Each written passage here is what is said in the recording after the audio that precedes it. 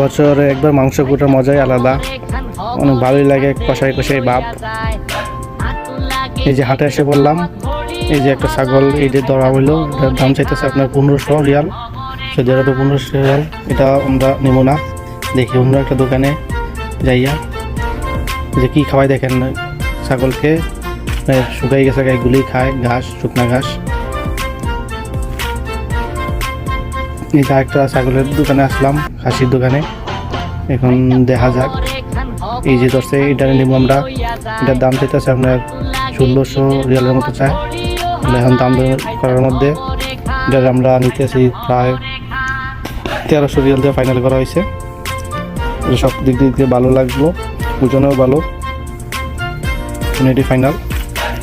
এই যে দেখতেছেন এগুলো কি বলে, যে মাংসের কুটটা কেটে তৈরি আমরা রান্না বসামো, পুরাখালি শেষ প্রায়।